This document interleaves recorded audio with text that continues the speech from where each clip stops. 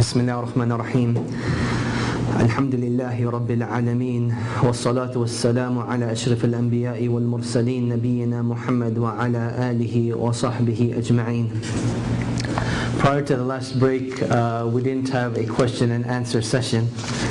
So, bi'idhnillahi ta'ala, we'll go through some of the questions that were brought forth quickly, bi'idhnillahi ta'ala.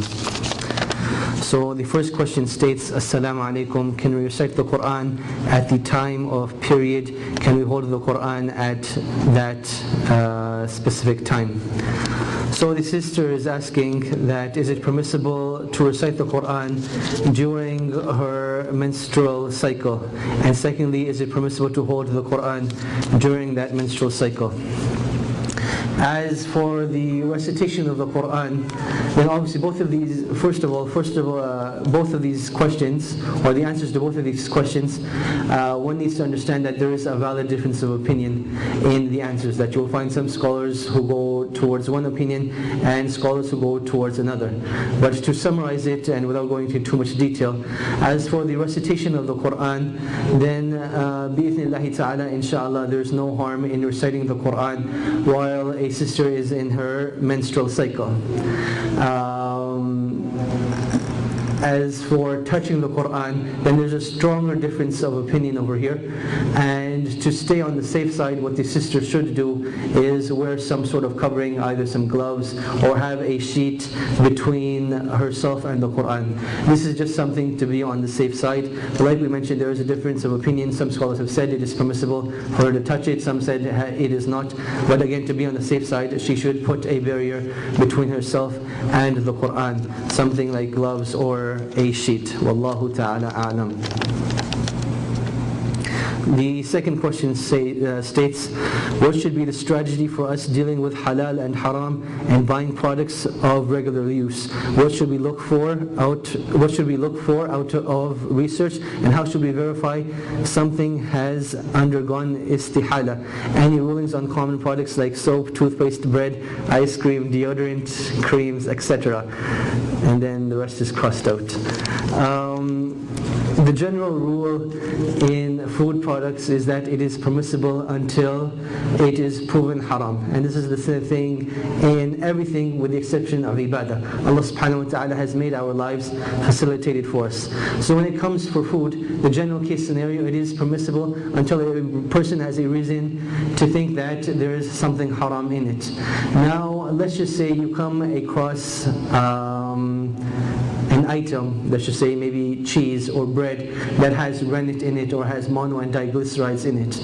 Now these products can be derived from unquestionably haram sources, the likes of pig and let's just say the likes of pig, and they can come from substances which are sometimes halal and sometimes haram, the likes of meat which are from cows and from sheep, and other than that, depending on whether it has been slaughtered properly or not. Now, when these products are composed, I guess that's the most appropriate word, is when they're composed and put together and compiled, they go through a chemical transformation. And again, it's a very detailed process, but amongst three madhahib, this chemical change that the components go through, it purifies the substance.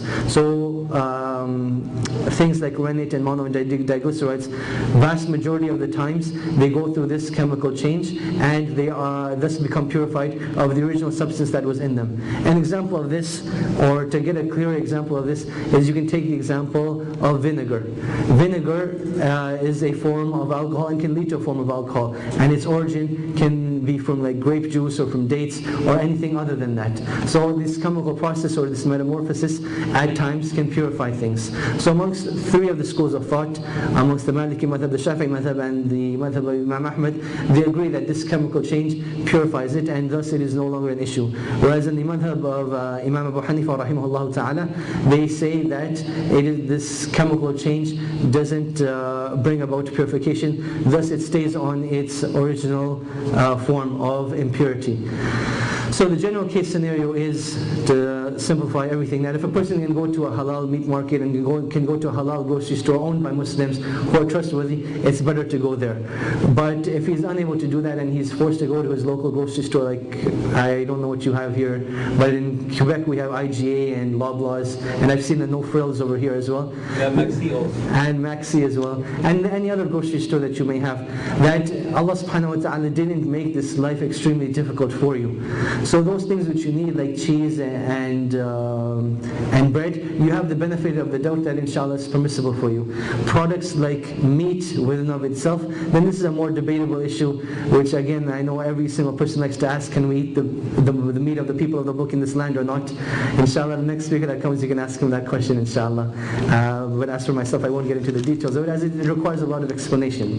But Allah, in terms of other things like the soaps and the cheeses and the bread, things that are regular day use, Allah subhanahu wa ta'ala has made this deen easy, and He doesn't need to get into too much detail when looking into these issues, and Allah subhanahu wa ta'ala knows best. As for the third question, the questioner mentions that there are people who challenge the Muslims to show miracles of the Qur'an. Please advise us how to answer this question. The miracles of Islam are many. One is the advency of the Prophet ﷺ, as we're going to be discussing shortly, is that the Prophet ﷺ was an unlettered man, that the Prophet ﷺ didn't know how to read or write. So for him to come with the Qur'an, and again this is historically documented, that the Prophet ﷺ didn't know how to read or write. So for an unlettered man to come with the Qur'an, this is a big miracle. Then the Prophet ﷺ splitting the Qur'an and the Qur'an documenting this is a big miracle. Then you have the scientific miracles of the Qur'an, which was published by Dr. Maurice Bukai, that he published the scientific miracles of the Qur'an. And then you have some of the books that talk about the other miracles of the Qur'an. So all this, these are miracles that Allah subhanahu wa ta'ala granted. But again, this should not be our general approach to convince people about Islam. As we mentioned in yesterday's class, Allah subhanahu wa ta'ala, He created a fitrah for people, or a natural disposition that all of us were created upon. Muslim or kafir, we have this natural disposition where Allah subhanahu wa ta'ala made something inside of us that we naturally incline towards worshipping one Lord. And if you can ignite that fitrah inside the person, then inshallah the person will seek out Islam for themselves. The only matter is reigniting that or kindling that fire of seeking the truth inside the person. And once you rekindle it, then inshallah that makes your task more easy.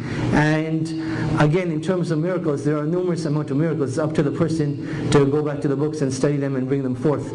But again, I wouldn't advise this to be the core of your discussion in giving da'wah, but rather it should be who Allah subhanahu wa ta'ala is, the Prophet sallallahu alaihi wasallam being sent to all of mankind, and then you can talk about the Qur'an, some of the miracles in the Qur'an, but don't make it the focal point of your discussion. Wallahu ta'ala a'lam. Now, people may notice, why am I being so brief in answering the questions? We have about 20 hours of material which we're trying to cover in a total of 6 hours. So spending time on questions that aren't pertinent to the discussion obviously takes away from it. But likewise, at the same time, to not answer those questions is also quite rude. So now, getting back to the discussion at hand, we mentioned some facts prior to the break about the Qur'an, and we talked about the number of verses. And one of the brothers came up to me and he asked me, the number of verses that you mentioned, does this include the Basmallah as an ayah, or does it not include the Basmallah as an ayah? So I thought it would be an ideal opportunity to bring this up now.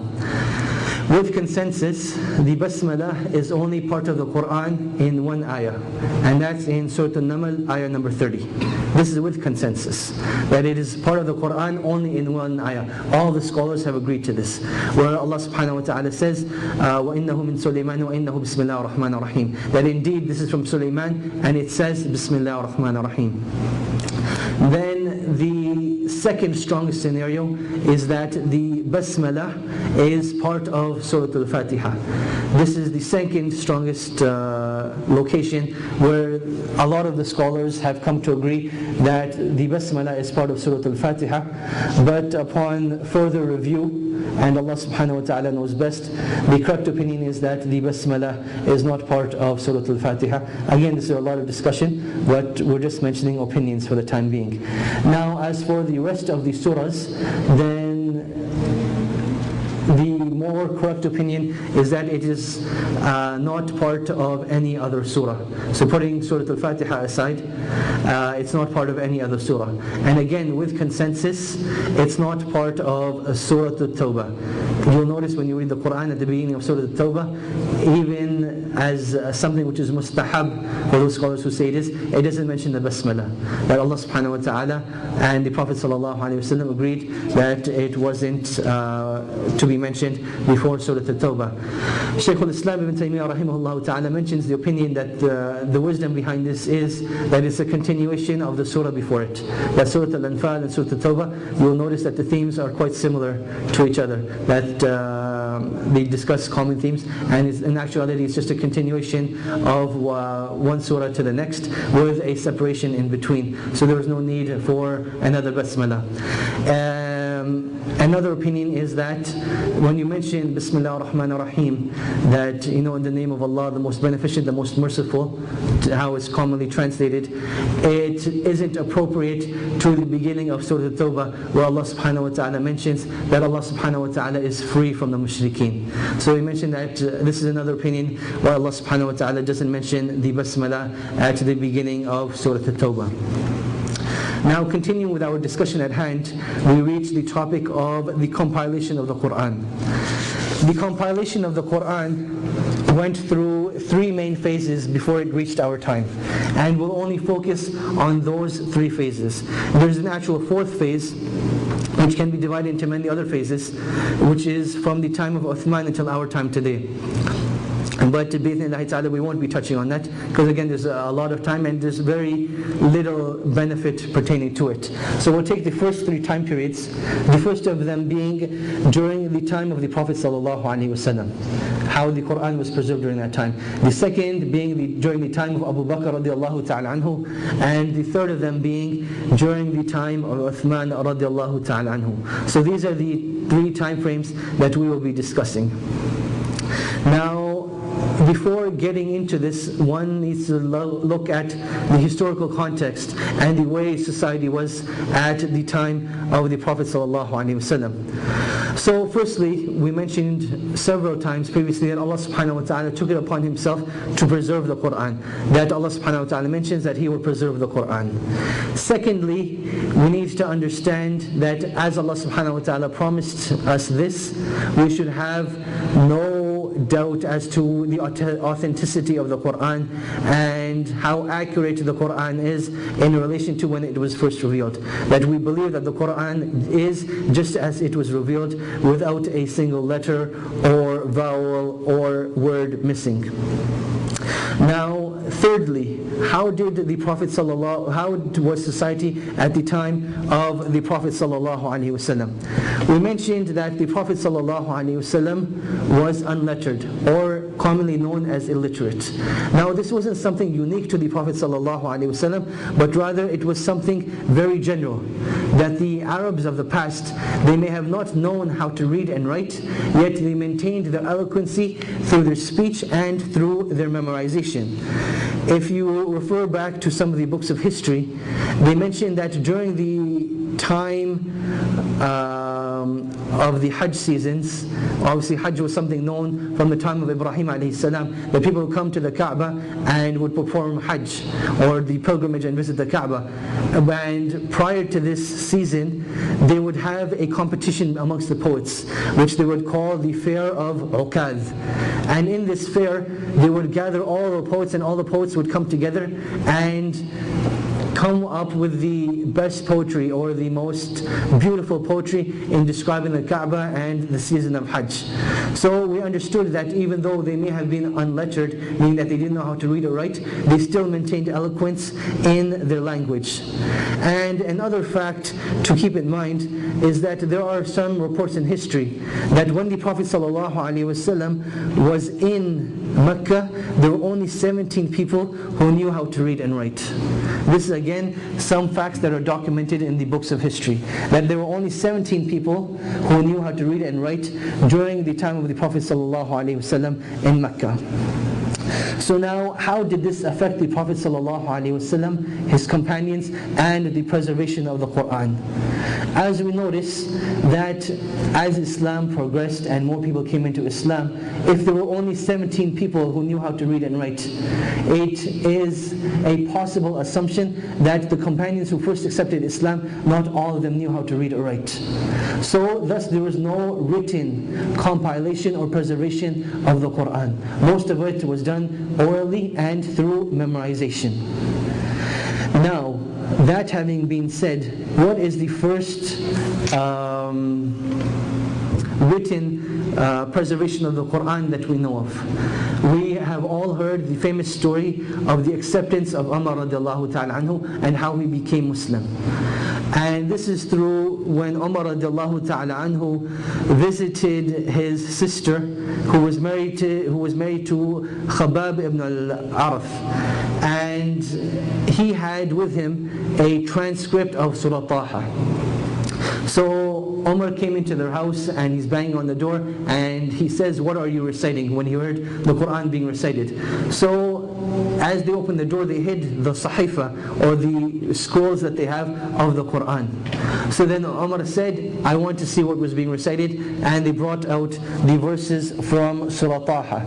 So this is the first documented case that we have of the Qur'an being preserved in a written form, and this was in the 6th year of the Hijrah. Now a point of discussion arises over here is that when you look at the chain of narration of this story of Umar radiallahu ta'ala anhu accepting Islam, if you look at the chain of narration, it seems that the chain of narration is weak. But another thing to keep in mind is that those stories that have no relation or even correlation to Aqidah or to rulings of Islam, the chain of narration doesn't need to be authentic or as strong to relate such stories. And this was an opinion of some of the scholars, but rather the majority of the scholars who narrated the seerah, that as long as it doesn't need this, as long as you don't derive ahkam from it and you're not mentioning anything pertaining to Aqidah, then the chain of narration doesn't need to be as strong. So that having been said, how did the Prophet ﷺ go about preserving the Qur'an? Allah subhanahu wa ta'ala mentions the scenario of the Prophet ﷺ in Surah Al-Qiyamah, ayahs 16 and 17. Allah subhanahu wa ta'ala says, لا تحرك به لسانك لتعجل به إن علينا جمعه وقرآنه. That Allah subhanahu wa ta'ala says, and do not move your tongue rapidly in reciting the Qur'an, but rather it is upon us to compile and to recite the Qur'an. So Allah subhanahu wa ta'ala is mentioning how the Prophet ﷺ used to be very fearful of forgetting the Qur'an, and he was very fearful that the ummah might not preserve the Qur'an. So he would constantly be repeating the Qur'an upon his tongue very rapidly out of fear that the Qur'an might be lost. But Allah subhanahu wa ta'ala consoles the Prophet ﷺ and says that it is upon us to collect it and recite it as well. And this is also seen through the large amounts of Qur'an that the Prophet ﷺ used to recite during his night prayers. In the narration of Hudayfa and in one of the narrations of Ibn Abbas radiallahu ta'ala anhuma, you see that the Prophet ﷺ recited in one raka'ah Surah Al-Baqarah, Surah Al-Imran and Surah Al-Nisa. And not in that particular order. It was actually Al-Baqarah, Al-Nisa, then Al-Imran. In one raka'ah, he recited this much Qur'an. So we see that the Prophet ﷺ was constantly and consistently reciting the Qur'an so that he wouldn't forget it. And likewise, it is narrated from Ubadah ibn Samit radiallahu ta'ala anhu, the noble and illustrious companion, that each time someone would enter into Islam, the Prophet sallallahu alaihi wasallam would allocate for him a companion to teach him the Qur'an. So this was the first obligation after he was taught the Shahada and he performed his other obligations. The first thing that he was taught was to read the Qur'an and to memorize the Qur'an. Obviously, reading the Qur'an was known as the Qur'an was there in their language, meaning that it was understood. And then the Prophet ﷺ taught them to memorize it. So as time went on, this is how the Prophet ﷺ ensured that the Qur'an would be preserved. That through his own fear, he would constantly recite it. And then when someone would enter into Islam, he would make sure that someone was there to teach them the Qur'an. And likewise, amongst his companions, this was the thing that he taught them the most. That a lot of the times you'll see when a companion narrates a dua, especially the likes of the dua of qunut or the dua known as Sayyid al-Istighfar, they mention in the beginning of these hadith that the Prophet ﷺ taught us this as he would teach us the Qur'an, meaning with the same enthusiasm, with the same passion, with the same fear of it being lost as he used to teach us the Qur'an, meaning that he would repeat it to us with patience and make sure we had it letter by letter. So now, during the time of the Prophet ﷺ, there was a famous incident known as the Bir al-Ma'una, or the well of al-Ma'una. And what happened over here was that the Prophet ﷺ took and selected the most knowledgeable of his companions, and he sent them to Bir al-Ma'una, and from there they were to allocate to different lands in Arabia or different cities and villages. As the Prophet ﷺ had been sent a letter that, people are interested in Islam, they want to learn the Qur'an, can you please send us people who will teach it to us? So the Prophet ﷺ selected 70 of his noblest companions, the ones who had learned the Qur'an, and he sent them to Bir al-Ma'una, where they were to be received by a caravan. But what ended up happening over here was that the Prophet ﷺ was tricked. This was actually an assault upon the companions, and 70 of the companions were killed during this attempt of giving da'wah. And this was in the 4th year of the Hijrah. So we see that 70 of the companions who had memorized a portion of the Qur'an or had memorized all of the Qur'an died during Bir al-Ma'una. And a similar scenario took place during the time of Abu Bakr, known as the Battle of the Yamama, which we will discuss later on. Now the question arises, this having been said that 70 companions of the Prophet ﷺ were killed at Bir al-Ma'una who knew the Qur'an. How many people actually existed? How many Hafaz were there actually from the companions? In a narration mentioned by Anas ibn Malik in Sahih al-Bukhari, he mentioned that there were only 4 Hafaz during the time of the Prophet ﷺ. Ubay ibn Ka'ab, Mu'adh ibn Jabal, Zayd ibn Thabit,